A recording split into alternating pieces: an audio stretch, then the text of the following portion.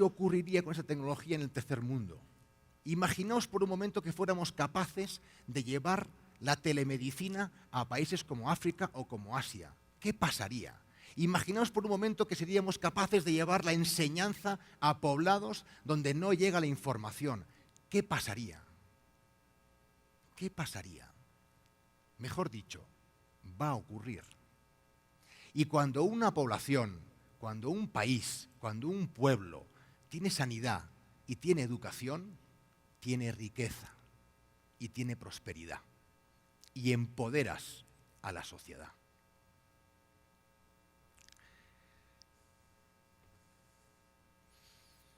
Otra tecnología que a mí me tiene bastante apasionado, que creo que también se va a ir repitiendo durante la jornada de hoy, como no puede ser de otra manera, son las impresoras 3D.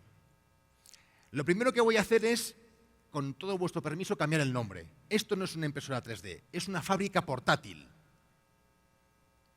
Se entiende muchísimo mejor. Supongo que lo pondría un ingeniero este nombre, es horrible. Con todo mi respeto a los ingenieros, ¿eh? Pero es que no es una impresora 3D. Entonces, si digo fábrica portátil, automáticamente todos ya lo habéis visualizado. Imaginaos por un momento que fuéramos capaces de fabricar cualquier objeto en nuestra casa y no tuviéramos que ir a ningún sitio, a ninguna tienda, a ninguna superficie a comprar nada. ¿Qué ocurriría? Pensadlo por un momento. Bueno, antes de que lo penséis, os pongo objetos que ya hoy se pueden fabricar en tu casa. Reales.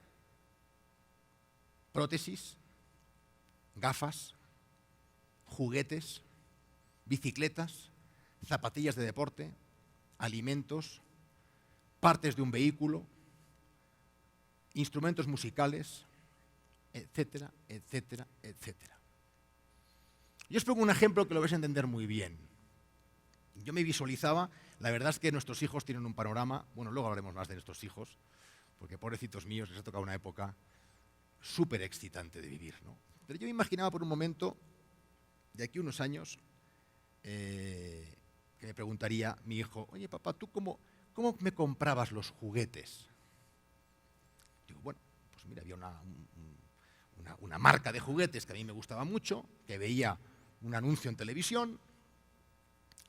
Esa gente, había un departamento de mercadotecnia, de marketing, que supuestamente hacían una investigación de mercados, preguntaban a algunos consumidores o niños que les gustaba, veían tendencias, hacían un diseño, ese diseño lo mandaban habitualmente a una fábrica en países asiáticos,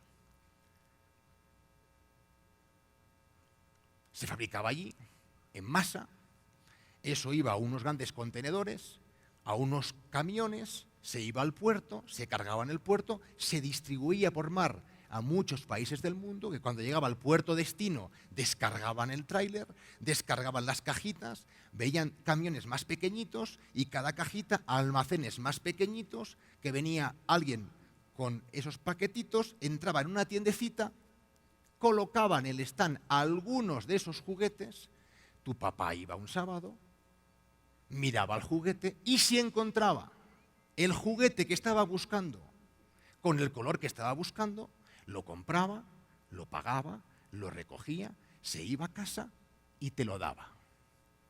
Mi hijo estará en un ordenador mirándome asustado y me dirá, oye papá, ¿y no hubiera sido más sencillo que yo hubiera diseñado el juguete como a mí me gustaba, hiciera enter y saliera en 30 minutos?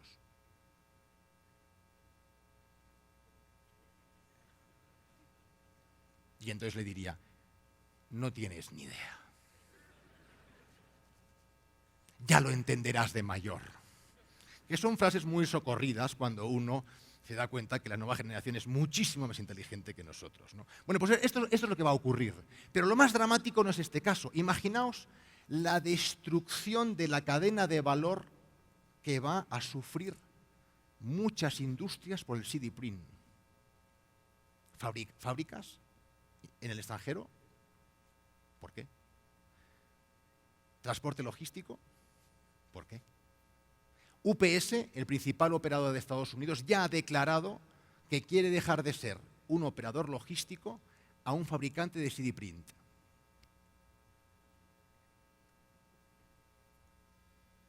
podéis conectaros, ups.com. Uf, o sea, ya empezó. O sea, ya empezó.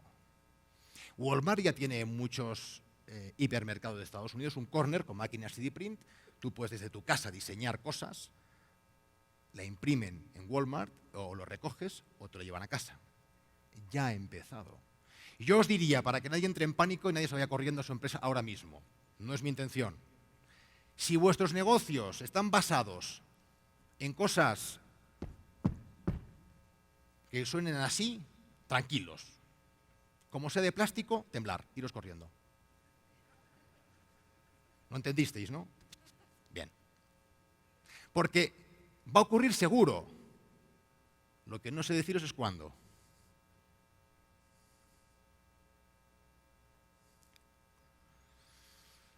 Inteligencia artificial. Aquí os pongo un pequeño gráfico para que visualicemos todos muy sencillo de cuál es la capacidad de computación desde principios del siglo pasado hasta hoy. Todos conoceréis, y si no, os animo a que investiguéis o googleéis la ley Moore, que lo que dice es básicamente que cada año se duplica exponencialmente la capacidad de computación de un ordenador.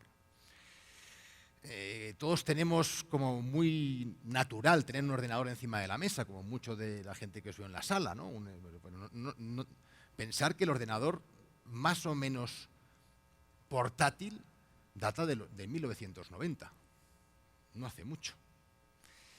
Y a esta velocidad, en el 2023, un ordenador portátil tendrá la misma capacidad de computación que el cerebro humano.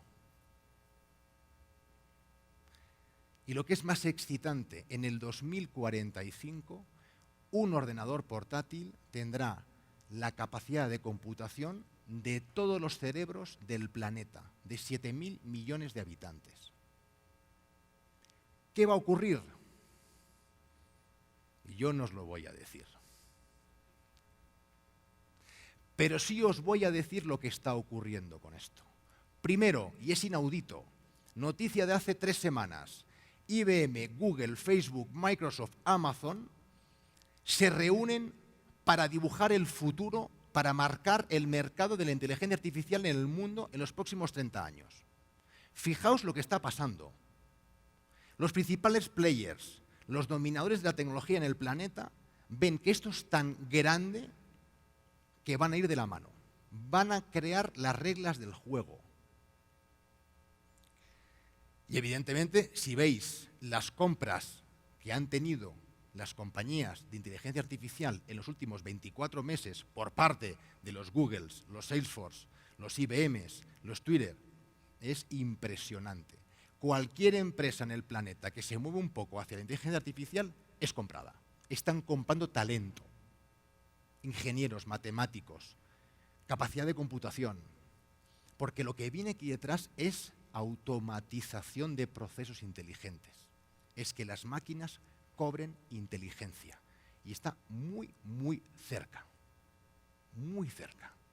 ¿Y esto qué genera? Muchas eficiencias, os podéis imaginar, en el campo industrial.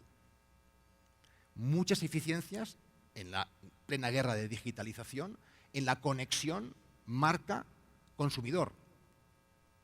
¿Conocéis los bots? Que levante la mano quien conozca el concepto bot. Vale, entonces lo comento en un segundo. Bueno, es otra palabra mágica